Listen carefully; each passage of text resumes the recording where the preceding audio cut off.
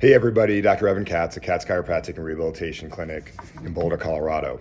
I was asked by Robert Long of the Cranial Cervical Instability Fund to do a explanation of a 2017 newsletter, I would call it, titled Digital Motion X-Ray, a Dangerous Illusion of Diagnostic Power. And then it says Digital Motion X-Ray, Diagnostic Snake Oil.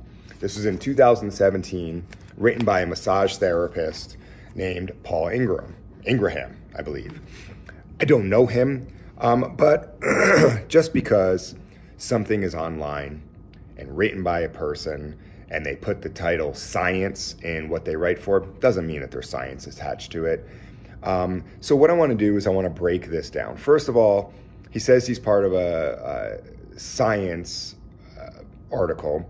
But when you do a science article, you don't really start it with a biased title, such as a dangerous illusion, unless you have some references to validate if it is a dangerous illusion. So first, let's just start with Paul Ingraham. He says he was a massage therapist. Now, if you go to the Center for Massage Curriculum, there's zero diagnostic imaging education that is taught to or required for massage therapists. Now, I love massage therapists, but it is illegal and unethical for them to discuss your diagnostic imaging with you because they have zero training, and they cannot recommend an image or refer for an image. It's just not part of their education. So he has zero education in this. His licensure for massage therapy, as you can see here, here is what is needed for massage therapy. None of that is in there. And just because he says that he's the assistant editor of something that starts with science doesn't mean that he's a science anything. In fact, if you look up his name, there's no scientific journals that are published in his name. So let's just take a look at his letter. And I think it's important, especially for patients that are suffering with primarily upper cervical or mid-cervical instability, that are being recommended a digital motion X-ray. I do not own Digital Motion X-Ray. I'm not in partnership with Digital Motion X-Ray. I have no skin in the game other than I do have one. And I think this is important to discuss some of the things that he says. He does mention in his article, it says here that, it may offer some diagnostic hope to people with serious, mysterious chronic pain, especially in the neck and the back. Well, if he did his research, he would realize that we don't really do it in the low back because there isn't enough radiation to get through it. So right from the get-go, you could tell he hasn't done a lot of research on what the DMX is done for. But then he says that he asks, and it says here, I asked my friend, Dr. Rob, what he knew about DMX. He has 2 medical specialty degrees, including nuclear medicine. Now, he doesn't give this mysterious friend of his a last name. So we have no idea who Dr. Rob is. We don't even know if he spoke to a Dr. Rob. But when he asks Dr. Rob, what do you know about it? He says, not a thing. But then he says that right there, that should tell us something. Why should that tell us something? Because the radiologists that I've worked with, including ones that were the head, or still are, the head radiologists of many hospitals here, read it. So they do know something. But then he goes on, he says, well, it is not common or mainstream. So if he knows nothing about it, how does he know it's not common or mainstream? But then it says it's mostly exclusively by chiropractors. Almost like that's a bad thing. Well, one, in our office, most of the referrals come from medical doctors, not from chiropractors. And yeah, it would make sense chiropractors look at it because we want to see the structure and the function of the spine. So a full range analysis of motion of the spine is pretty important for chiropractors. But then he says that In order to do DMX, you need potent fluoro, which is funny that Dr. Rob is saying what you need for something that he says he doesn't know anything about. So obviously he knows something about it, because fluoro, which is what digital motion X-ray is in every single hospital. Now, DMX takes more frames per second, but runs at a lower radiation. So then the next topic here, you can see it says X-rays are dangerous. There's no reference number here, but just look up hormesis. Okay, and when you look up the term hormesis, it is that a low dose of radiation, according to National Institute of Health, can actually be good for you.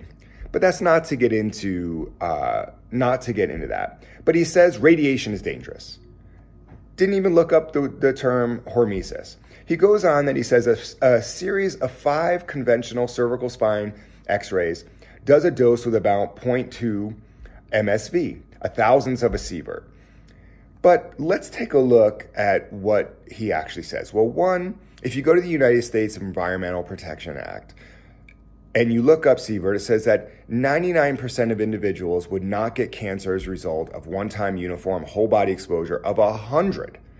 So this was 0.27, okay? Now, let's take a look also, if you were to do a very simple search, and I looked at even before 2017, if he did any form of science work, and he goes on, he says that, X-rays are bad, and that good doctors take it seriously and always avoid unnecessary X-rays. Radiologists and technicians carefully tune X-ray equipment to minimize exposure to both patients and medical staff. That is true, and that is why in every digital motion X-ray, the state comes in and checks the machine. That's what we do in our office. So yes, they are checked. And the reason that the state checks them is because they know that this is a accepted diagnostic tool. But then he goes on, he tries to say that an exposure could be roughly 40 times a normal series of 5 cervical spine X-rays of 10 MSV. One, there's no reference for him to say that. In fact, he does give a reference that he titles 4 on here, and that is not a reference to anything, but it just says, hey, 10 MSV is an estimate based on standard fluoroscopy. No one even checked that. He just asked somebody and then used it as a reference. That's not science. But let's take a look at what MSV, he says a 5 cervical spine X-ray is 10 MSV. If you go to the Journal of Spinal Disorder Technique in 2008, that was published. The title of the paper is The Radiation Exposure Associated with Cervical and Lumbar Spine Radiographs. What do they say? The lateral cervical radiograph of effective dose is 0.1 and 0.02 MSV. Where he came up with 10 MSV, he asked somebody. If he just happened to look, he would have found the same paper in 1 second that says it's about 0.02. He says it's 10. It's ridiculously wrong, and it's ridiculously exaggerated. He also says that, hey, Health Canada banned this technology because of the unknowns. Canada, it seems they banned it because there's a number of reasons, right? One, what type of health insurance does Canada have, and do they want to know about these horrible findings that could be seen on DMX that are going to require treatment? And two, they just said, hey, at the time that this machine was made, we want a better way to track what's being shot out. Not because it's wrong. In fact, if it had to do with the amount of radiation, there would be no CT scans. There'd be no nuclear bone scans. There'd be no other types of imaging with radiation. They would all be banned. So that's not true. They just didn't like the manufacturing at the time. What else does he say here? So how badly do you need that high-tech diagnosis? Well, and then he says it's not really high-tech. So first it's high-tech, now he's saying it's not, and it's just an X-ray movie. Exactly, it's an X-ray movie. One of the most standard forms of diagnostic, except instead of seeing it with no movement, we're going through a full range of motion. And how important is it to get a diagnosis? Well, if we could diagnose someone early with instability, could we save tons of money? Yeah, by getting the patient the appropriate care they need sooner. So that's like saying, hey, don't do a mammogram on someone because it gives tons of radiation for the 90% of people, I don't know if that's a true stat, that don't have breast cancer.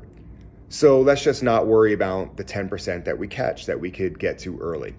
If you have a problem, we're doing a DMX because we want to find out what that problem is.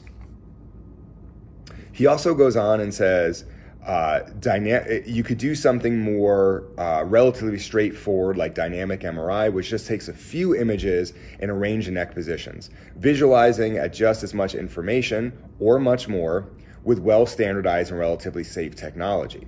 And then he uses another reference here that they looked at just myelopathy in a flexion extension. Again, this is where someone who isn't a healthcare provider, a licensed healthcare provider with special training in imaging, doesn't really understand what a flexion extension MRI is looking for. And in this reference that he used, it had to do with myelopathy, narrowing of the canal, hitting the spinal cord.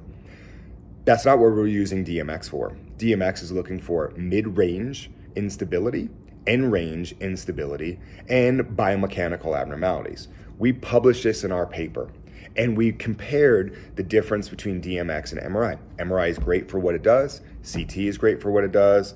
Ultrasound is great for what it does. DMX is great for what it does.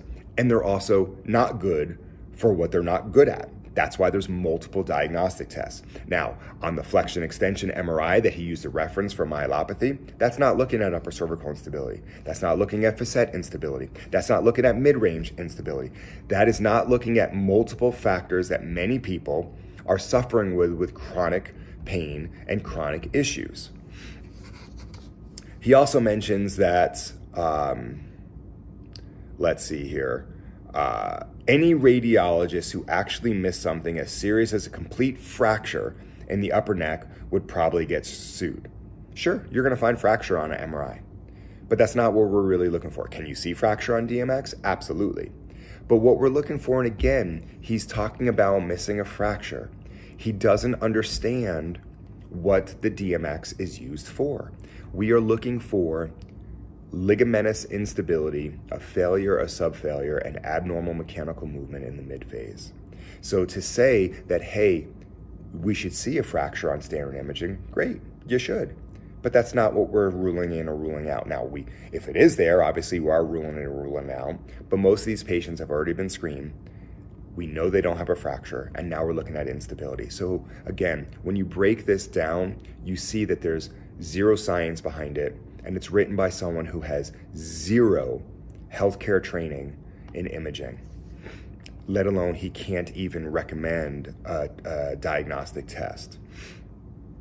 He also goes on and says that the error rate is high in MRI, which has more standardization and more experience and better trained technicians. I don't know where that reference comes from.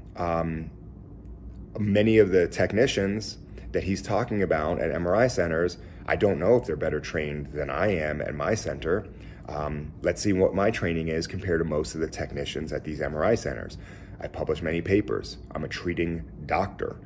I treat patients on the regular basis. I've written papers on this. Are you saying that they're more trained than me? Are you saying they're more trained than other doctors that own these DMX centers? That's a biased, non-proven, non-referenced opinion piece. And again, that's what this paper is. It's an opinion piece that is biased. If he would have done just a little bit of work, he would have seen exactly what I'm talking about here and using the references appropriately. He then goes on and says, hey, MRI is unreliable. It's simply that this stuff is hard and pain is a function of many literally invisible factors.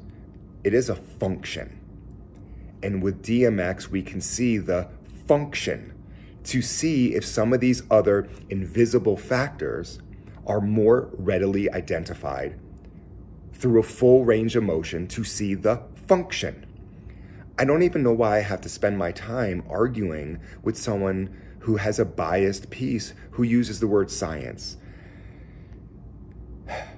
So then he goes on, he says, so yes, it is possible for an X-ray movie to occasionally identify something difficult to diagnose by other means.